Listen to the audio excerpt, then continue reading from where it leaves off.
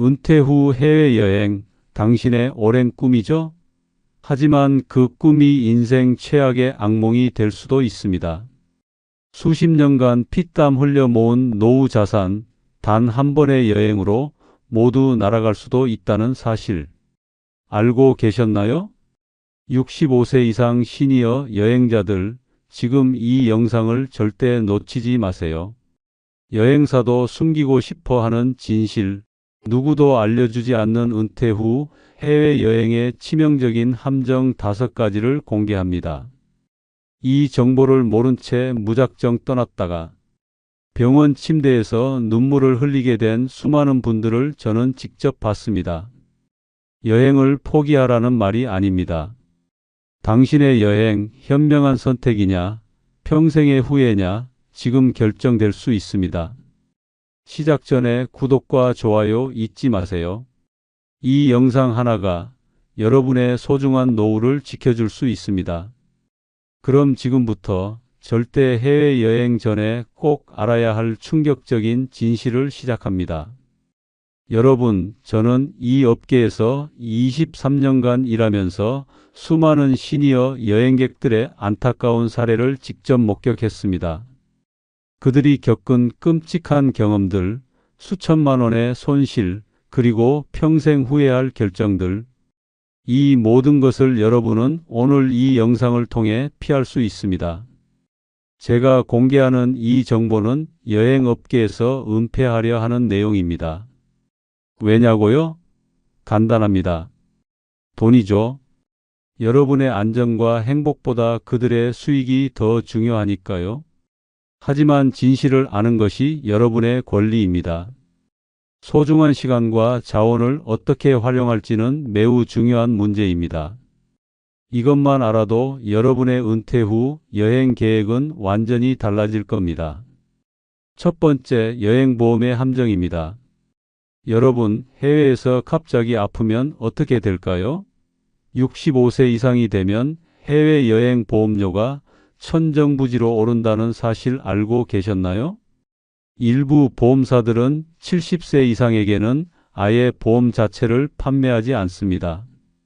제 지인 김 선생님은 68세의 나이에 꿈에 그리던 유럽 여행을 떠났습니다.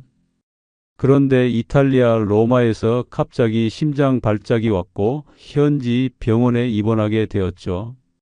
보험 가입을 제대로 하지 않았던 그는 결국 5천만 원 넘는 의료비를 모두 본인이 부담해야 했습니다. 평생 모은 노후 자금의 상당 부분이 단 일주일 만에 사라져 버린 거죠. 더 충격적인 사실은 많은 해외 의료기관들이 65세 이상 외국인 환자들에게 과잉 진료를 한다는 점입니다. 왜냐고요? 노인 환자들은 의학 지식이 부족하고 언어 장벽이 있으며 급할 때는 비용을 따지지 않기 때문이죠. 그래서 저는 꼭 조언드립니다. 65세 이후 여행을 계획하신다면 여행보험 계약이 포함된 패키지나 의료 시스템이 잘 갖춰진 국가로만 여행을 제한하세요. 아니면 최소한 고액의 의료보험에 가입하고 떠나야 합니다. 하지만 그 비용이 보통 여행 경비의 20에서 30%를 차지한다는 점 기억하세요. 두 번째 이유는 신체적 한계와 안전 문제입니다. 나이가 들수록 체력은 자연스럽게 떨어집니다. 하지만 대부분의 여행 상품들은 젊은 사람들의 체력을 기준으로 설계되어 있다는 사실 아셨나요? 여행사 가이드북에는 쉬운 트레킹 코스라고 적혀 있던 길이 실제로는 65세 이상에게는 극도로 위험한 경우가 많습니다. 미끄러운 계단, 울퉁불퉁한 도로, 높은 고도.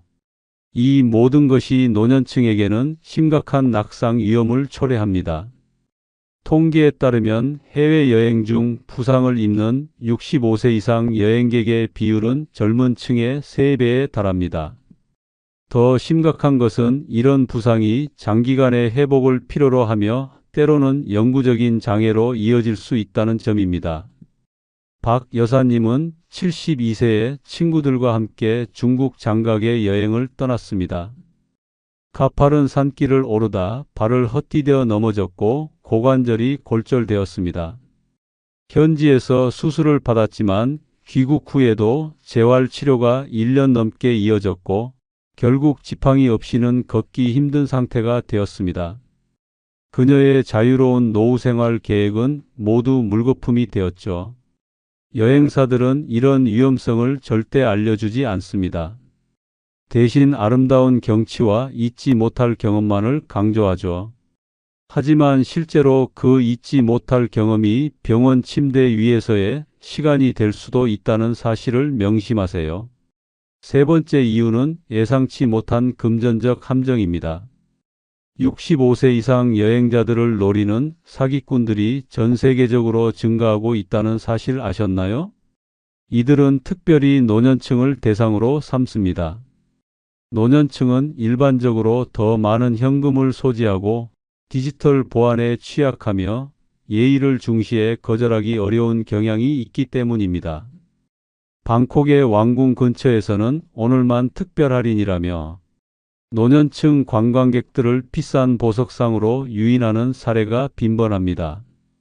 파리에서는 서명 캠페인으로 관광객의 주의를 분산시킨 후 소매치기를 하는 조직이 있죠.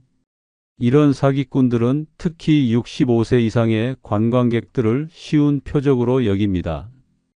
최 교수님은 67세의 나이에 터키 여행 중 특별 할인 판매에서 2천만 원 상당의 카펫을 구매했습니다. 한국에 돌아와 감정을 받아보니 실제 가치는 구매가의 10분의 1도 안 되었습니다. 환불을 요청했지만 이미 늦었고 법적 대응도 국제 거래라 현실적으로 불가능했습니다. 또한 외국에서는 노년층에게 더 비싼 가격을 제시하는 에이지 프라이싱이 암묵적으로 행해지고 있습니다. 택시 기사들은 노년 관광객에게 2배에서 3배의 요금을 청구하기도 하고 레스토랑에서는 특별 관광객 메뉴라며 터무니없는 가격을 요구하기도 합니다. 여행사들은 이런 위험에 대해 거의 언급하지 않습니다. 오히려 현지 경험을 충분히 즐기세요 라고만 조언하죠. 하지만 그 충분한 경험이 여러분의 평생 모은 재산을 날려버릴 수도 있습니다. 네 번째 이유는 약물과 식품 안전의 위험입니다. 나이가 들수록 신체는 이물질에 더 민감하게 반응합니다. 65세 이상이 되면 간과 신장 기능이 젊었을 때보다 30에서 40% 감소한다는 연구 결과가 있습니다. 이는 낯선 음식이나 물에 더 취약해진다는 의미죠. 또한 많은 노년층이 복용하는 약물은 해외여행 중 문제를 일으킬 수 있습니다. 혈압약은 더운 기후에서 효과가 달라질 수 있고 항응고제는 고도가 높은 지역에서 위험할 수 있습니다. 시차 적응 과정에서 약물 복용 시간을 놓치면 심각한 건강 문제로 이어질 수 있습니다. 강 선생님은 73세의 나이에 태국 여행 중 길거리 음식을 드신 후 심각한 식중독에 걸렸습니다. 평소 당뇨약을 복용 중이었는데 탈수 상태에서 약물 농도가 급격히 높아져 저혈당 쇼크로 응급실에 실려갔습니다. 의사는 그의 상태가 젊은 사람이었다면 가벼운 탈이 났을 정도였지만 노년층의 경우 같은 상황이 치명적일 수 있다고 설명했습니다. 여행사들은 현지 음식을 맛보는 것은 여행의 즐거움이라고 강조하지만 65세 이후에는 그 즐거움이 생명을 위협할 수 있다는 점을 기억하세요. 특히 동남아시아, 아프리카, 남미 등의 지역은 식품 안전 기준이 한국과 크게 다를 수 있습니다. 다섯 번째 마지막 이유는 심리적 스트레스와 고립감입니다. 이것은 가장 덜 이야기되지만 실제로는 가장 중요한 문제일 수 있습니다. 해외여행은 익숙한 환경에서 벗어나 완전히 낯선 세계로 들어가는 것입니다. 65세 이후에는 이런 급격한 변화가 심각한 불안과 스트레스를 유발할 수 있습니다. 낯선 언어, 다른 문화, 익숙하지 않은 음식, 생소한 교통 시스템. 이 모든 것이 심리적 부담으로 다가옵니다. 젊었을 때는 모험으로 여겨지던 것들이 노년기에는 위협으로 느껴질 수 있습니다. 당 여사님은 69세의 나이에 아들 가족과 함께 미국 여행을 떠났습니다. 처음에는 신나게 출발했지만 넷째 날부터 극심한 불안 증세를 보이기 시작했습니다. 영어를 모르는 상황에서 가족과 잠시라도 떨어지면 극도의 공포를 느꼈고 결국 예정보다 일주일 일찍 혼자 귀국해야 했습니다. 그녀는 평생 가보고 싶었던 곳인데 왜 이렇게 불안하고 우울한지 이해할 수 없었다고 말했습니다. 또한 해외에서는 작은 문제도 큰 스트레스로 다가옵니다. 호텔방에 에어컨이 고장났다고 해도 불평하기 어렵고 식당에서 주문이 잘못되어도 설명하기 힘듭니다. 시간이 지날수록 이런 작은 좌절감들이 쌓여 심각한 우울감으로 발전할 수 있습니다. 당신의 소중한 노후를 불안과 스트레스로 채우고 싶으신가요? 그렇다면 질문이 생기겠죠. 그럼 은퇴 후에는 여행을 포기해야 하나요? 절대 그렇지 않습니다. 오히려 제가 말씀드리고 싶은 것은 더 현명하고 안전하게 여행하는 방법입니다. 노년기 여행의 황금률은 바로 적게, 천천히, 깊게입니다. 첫째, 적게 한 번의 여행에서 너무 많은 도시나 국가를 방문하려 하지 마세요. 한 지역에 집중하는 것이 훨씬 안전하고 즐겁습니다. 둘째, 천천히 빡빡한 일정을 피하세요. 65세 이후의 여행은 마라톤이 아닌 산책이 되어야 합니다. 충분한 휴식 시간을 포함한 일정을 계획하세요. 셋째, 깊게 관광지를 정복하려는 마음을 버리고 한 장소를 깊이 경험하는 데 집중하세요. 현지인처럼 살아보는 여행이 진정한 여행의 기쁨을 선사합니다. 이제 65세 이후에도 안전하게 여행할 수 있는 구체적인 방법을 알려드리겠습니다.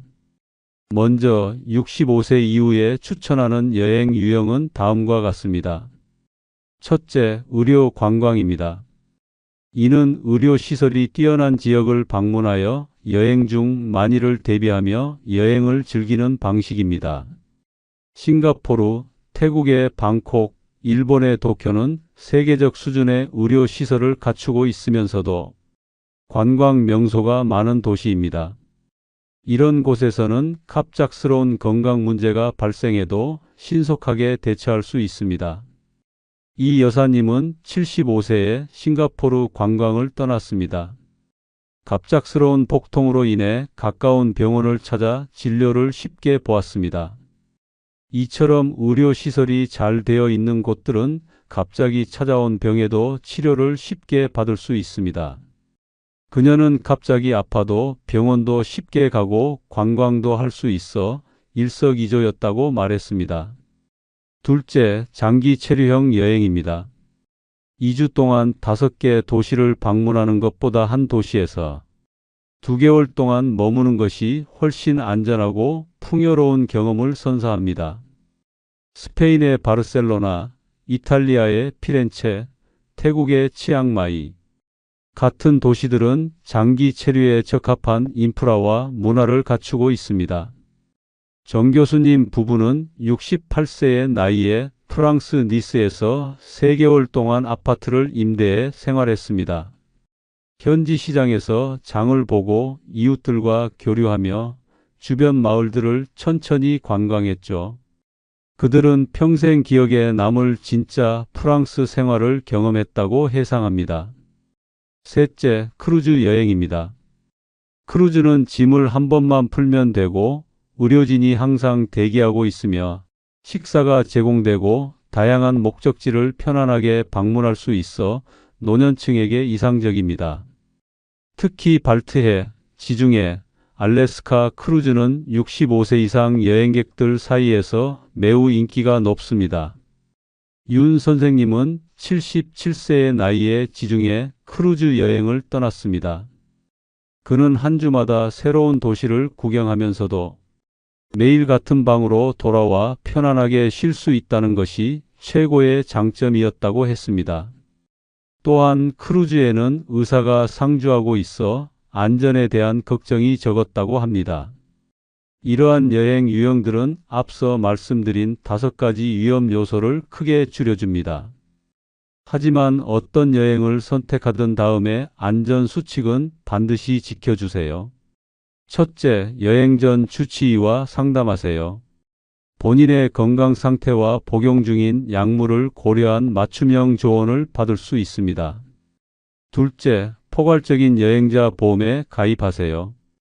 65세 이상의 경우 보험료가 비싸더라도 그 가치는 충분합니다.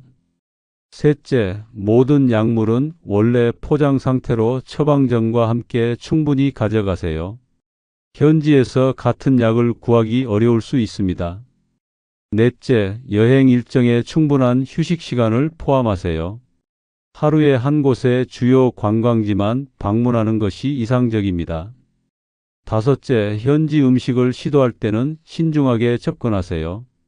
특히 생것, 길거리 음식, 얼음이 든 음료는 피하는 것이 좋습니다. 그렇다면 구체적으로 어떻게 여행을 계획해야 할까요? 65세 이후 여행의 황금 공식을 알려드리겠습니다. 첫째, 사전 준비는 120%로 합니다. 젊을 때와 달리 노년기 여행에서는 즉흥적 결정이 위험할 수 있습니다. 목적지에 대한 철저한 조사, 숙소의 접근성 확인, 현지 의료기관 위치 파악, 날씨 예측 등 모든 것을 미리 준비하세요. 오 회장님은 73세의 나이에 가족과 이탈리아 여행을 떠났습니다.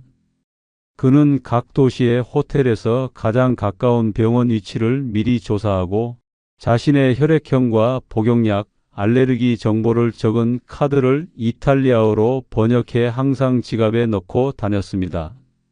실제로 피렌체에서 갑자기 고열이 났을 때 이 준비 덕분에 신속하게 치료받을 수 있었습니다. 둘째, 첫날은 절대 일정을 잡지 않는다는 원칙을 세웁니다. 도착 당일에는 시차 적응과 휴식에 집중하세요. 이는 신체적 스트레스를 줄이고 전체 여행의 질을 높이는 비결입니다. 셋째, 호텔은 중심지의 원칙을 따릅니다. 편리하고 편의시설이 가까운 위치의 숙소는 값이 비싸더라도 그 가치가 있습니다. 덜 걷고 덜 이동하면서도 더 많은 것을 경험할 수 있기 때문입니다. 넷째, 이동시간은 2배로 계산합니다. 젊었을 때 30분이면 갈 수 있던 거리가 노년기에는 1시간이 필요할 수 있습니다. 서두르면 안전사고 위험이 커지므로 항상 여유 있는 일정을 계획하세요. 마지막으로 가장 보고 싶은 곳은 첫째 날에라는 원칙을 지킵니다. 여행 초반에는 체력과 의욕이 넘치지만 시간이 지날수록 피로가 누적됩니다. 가장 기대하는 장소나 활동은 여행 초반에 배치하여 실망을 줄이세요. 김 교수님은 76세의 나이에 스페인 여행에서 이 원칙을 따랐습니다. 가장 보고 싶었던 사그라다 파밀리아 성당을 바르셀로나 도착 둘째 날에 방문했습니다. 여행 마지막 날에는 예상대로 체력이 많이 떨어져 있었고 이 원칙을 따르지 않았다면 아마 제대로 관람하지 못했을 거라고 예상했습니다. 이제 오늘 말씀드린 내용을 정리하고 마무리하겠습니다. 지금까지 65세 이후 여행을 피해야 하는 5가지 이유에 대해 알아보았습니다. 첫째, 의료보험의 함정. 둘째, 신체적 한계와 안전 문제. 셋째, 예상치 못한 금전적 함정. 넷째, 약물과 식품 안전의 위험.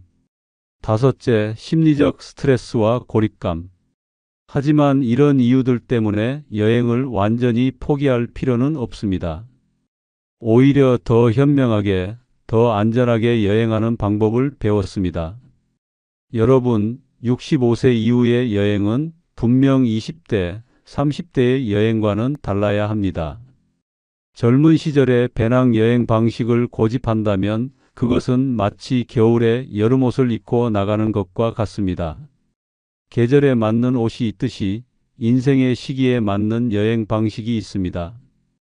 인생의 황금기를 맞은 여러분께 진정한 여행의 즐거움은 얼마나 많은 관광지를 방문했느냐가 아니라 얼마나 깊이 있는 경험을 했느냐에 있다는 것을 강조하고 싶습니다.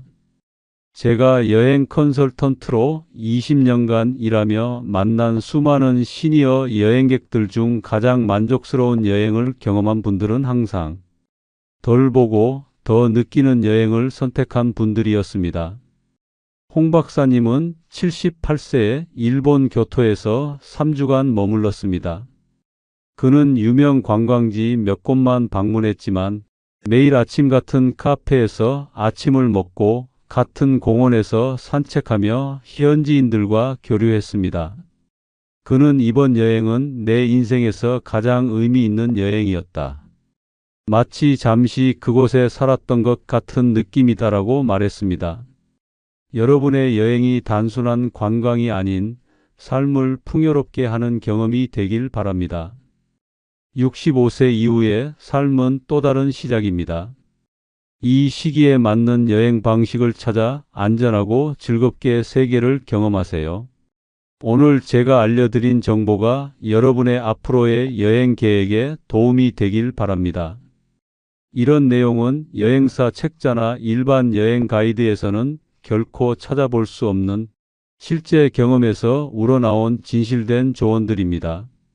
마지막으로 여행은 준비하는 과정부터가 이미 여행의 일부입니다. 충분한 시간을 들여 계획하고 가능한 모든 상황에 대비하세요. 그리고 무엇보다 자신의 현재 상태를 정확하게 인식하는 게 가장 중요합니다.